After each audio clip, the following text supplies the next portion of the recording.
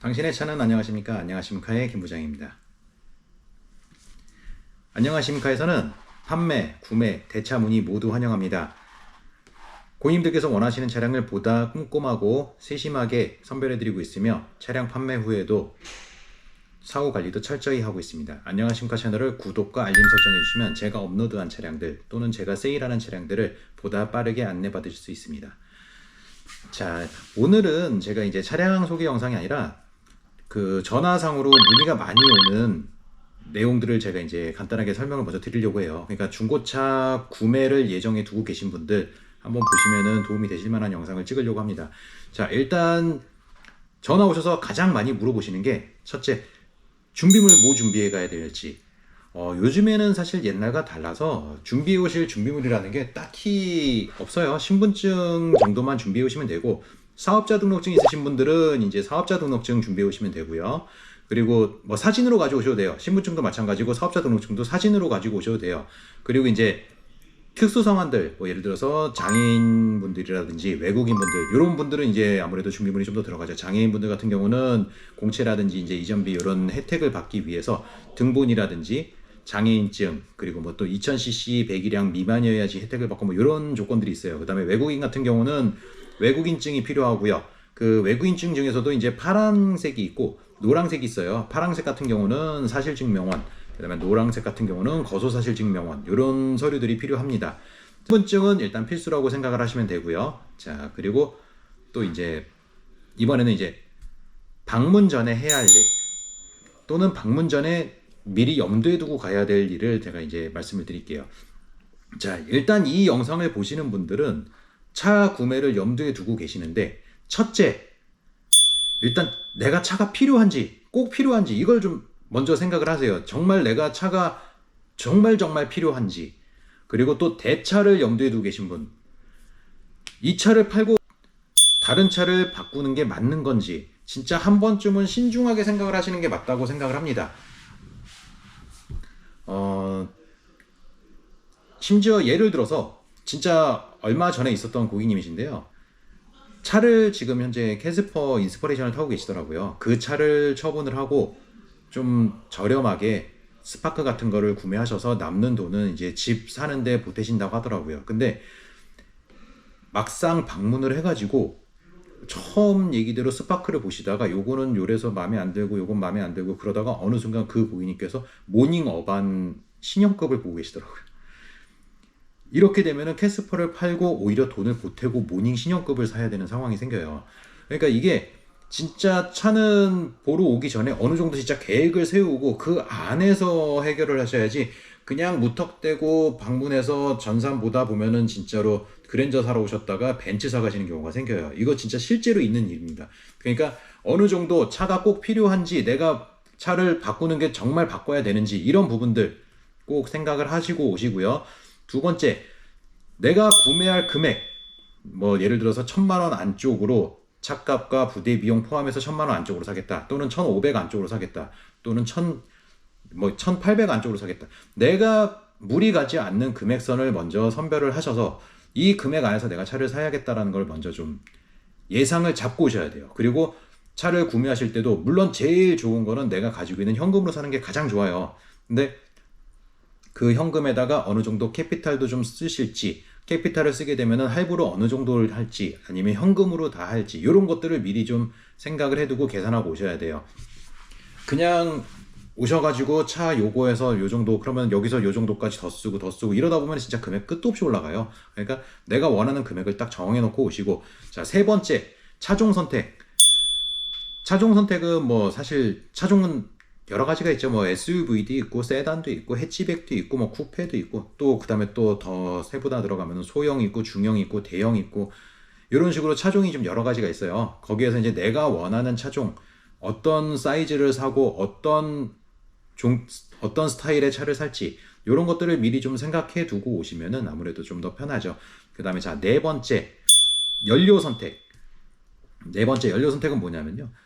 요즘에는 뭐 전기차, 이슈되고 있는 전기차, 가솔린, 하이브리드, 뭐 디젤, LPG, 그다음에 뭐 수소 하이브리드도 있고 종류가 여러 가지가 있잖아요. 이 중에서 내가 어떤 연료를 선택을 할지. 뭐 가성비로는 사실 LPG가 가장 좋기는 하죠. 근데 이제 LPG의 단점은 주변에 충전소가 없는 경우 또는 그 해당 지역에 충전 가스값이 비싼 경우들이 있어요. 내가 출퇴근하는 거리, 내가 다니는 길에 충전소가 없다 그러면 그거만큼 또 불편한 것도 없거든요.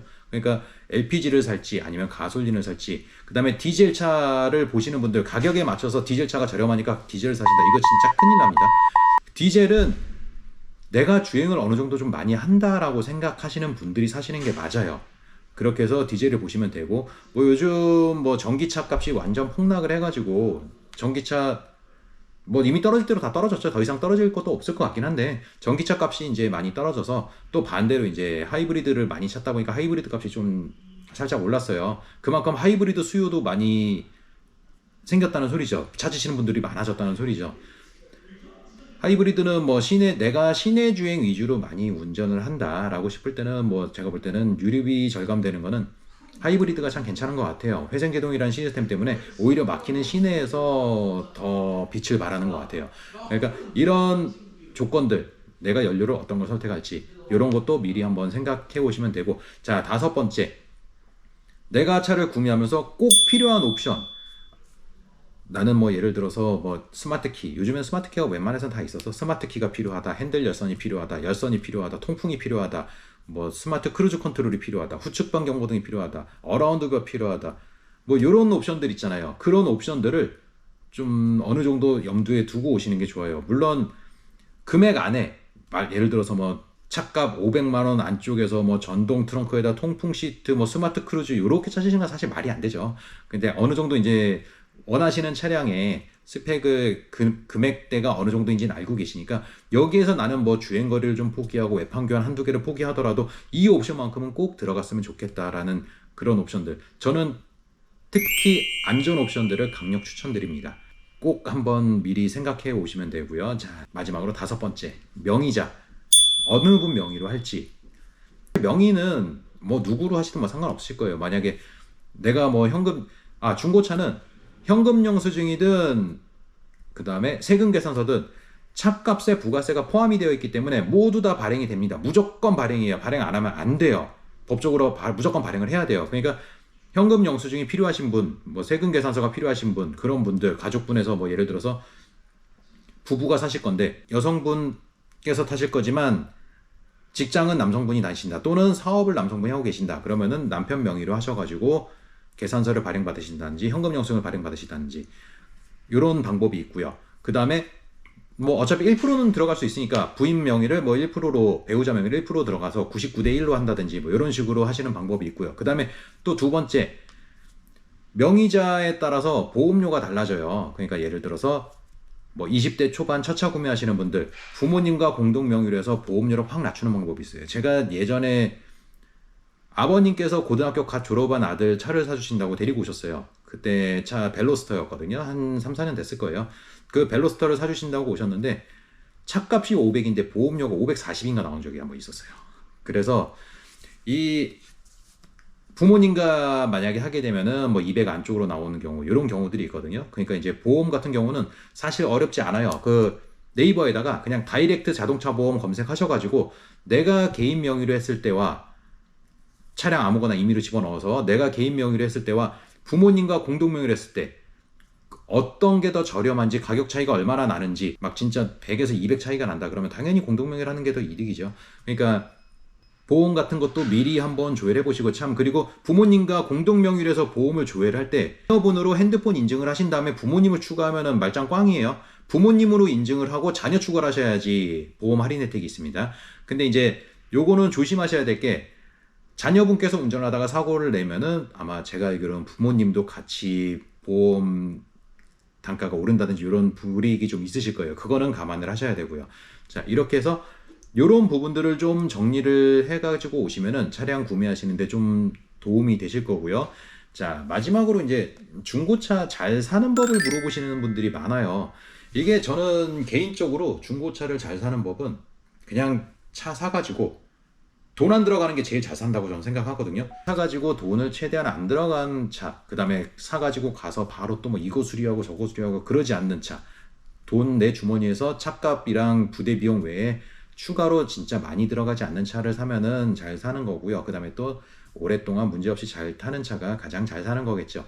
그리고 이제 가성비 좋은 차를 물어보시는 분들이 많은데 지금 제가 매입하는 차들 대체로 보면요, 주행거리들이 좀 있고 이런 차예요. 저는 신차급 차 매입 안 해요. 그 이유가 신차급 차 사시는 분들 가성비 가장 떨어져요. 중고차이지만 신차급 차는요, 오히려 신차랑 가격 차이 얼마 안 나고 심지어는 신차보다 비싼 경우들도 많아요. 제 생각에 중고차는 가성비가 가장 좋은 거는 주행거리가 좀 어느 정도 있고, 그 다음에 외판 한두 판? 물론 무사고가 좋죠. 근데 외판 한두 판 정도 돼서 감가가 좀 많이 된 차, 하지만 옵션 같은 거 잘 들어가 있고 차 관리가 정말 잘 돼 있는 차, 이런 차들이 저는 제가 생각에는 가성비가 정말 좋은 차들이라고 생각을 해요. 신차급 보시는 분들은 중고차는 할부도 비싸요, 신차 금리보다. 그러니까 그런 차들을 보시는 분들은 차라리 신차 대기를 걸어 놓으시고 그동안 차라리 쏘카 같은 뭐 이런 렌트카를 이용하시더라도 신차를 사시는 게 저는 맞다고 생각이 듭니다. 그런 분들은 한 번 더 신차 매장을 방문을 하셔서 그쪽에서 상담 받아보시고 이게 출고가 얼마나 걸리는지, 그 다음에 할부를 했을 때 금리가 얼마인지, 내가 원하는 옵션 이거 넣었을 때 차값 최종적으로 얼마이고 내가 언제 차를 받아볼 수 있는지, 이런 거를 먼저 확인을 해보시고 그 다음에 중고차랑 비교해보세요. 그러면 중고차가 비싸다는 게 느껴지실 거예요. 그러니까 신차급 찾으시는 분들 좀 한 번 더 생각을 깊게 해보시고요. 그 다음에 이제 저는 사실 차를 팔 때도 살 때도 중요하지만 팔 때도 중요하다고 생각해요. 뭐 감가 방어 잘 되는 차들을 물어보시는 분들이 의외로 많아요. 감가 방어 잘 되는 차가 어떤 차가 있을까요? 어려운 거 없어요. 그냥 시내에 많이 돌아다니는 차, 택시로 많이 타는 차, 그런 차들이 감가 방어가 가장 잘 됩니다. 시내에 많이 돌아다니는 거 많잖아요. 아반떼, 소나타, 그랜저, 뭐 K5들이 감가 방어 잘 되는 차예요. 그 다음에 소렌토, 뭐 그 다음에 뭐 산타페, 펠리세이드, 카니발, 이런 차들, 시내에서 내가 정말 많이 보는 차들, 이런 차들이 감가 방어가 잘 되는 차들이고요. 감가 방어가 잘 안 되는 차들, 그런 차들은 일단 수입차 중에서도 감가 방어가 잘 되는 차들이 있어요. 중고로 이게 신차로 샀을 때가 아니라 중고로 샀을 때 다시 중고로 되팔 때 감가 방어가 잘 되는 차들, 뭐 대표적인 게 뭐 벤츠 E클래스, 그 다음에 BMW 5 시리즈, 그 다음에 C 클래스, 3 시리즈, 이런 거는 중고로 사가지고 내가 얼마 좀 타다가 중고로 팔아도 사실 물론 감가는 없을 수가 없어요. 하지만 그래도 감가가 말도 안 되게 되진 않죠. 근데 이제 뭐 예를 들어서 뭐 링컨차라든지 뭐 포드차, 좀 시내에서 흔히 보기 힘든 차량들, 그런 차량들은 아무래도 이제 내가 살 때 요만큼을 주고 샀더라도 나중에 팔 때는 또 그거보다 더 많은 감가를 당하실 수가 있어요. 그러니까 그런 부분들 여쭤보시는 분들은 그냥 시내에 많이 돌아다니는 차가 감가가 적구나라고 생각을 하시면 됩니다. 자, 이렇게 해서 제가 오늘은 이제 차량 소개 영상보다는 그 전화상으로 이제 많은 분들이 문의를 주셔서 정말 감사해요. 근데 이제 한 번쯤은 이런 영상을 저도 한 번은 찍어보고 싶어서, 많은 유튜버들이, 대형 유튜버들이 이런 영상은 이미 다 오래전에 많이 찍었죠. 근데 제 채널을 구독해 주시고 또 제 채널만 구독하신 분도 저는 없지 않아 있을 거라고 생각을 해요. 그래서 그런 분들을 위해서 제가 이렇게 영상을 찍어 보았습니다. 자, 기타 궁금한 사항이나 문의사항은 여기 상단에 있는 번호로 언제든지 편하게 연락 주시면 제가 친절하게 상담 도와드리도록 하겠습니다. 그리고 또 처음에도 말씀드렸지만 안녕하십니까 채널을 구독과 알림 설정해 주시면 제가 업로드한 차량들 또는 세일하는 차량들 보다 빠르게 안내받을 수 있으시니까 꼭 구독과 알림 설정 부탁드릴게요. 자, 지금까지 안녕하십니까의 김부장이었습니다. 감사합니다.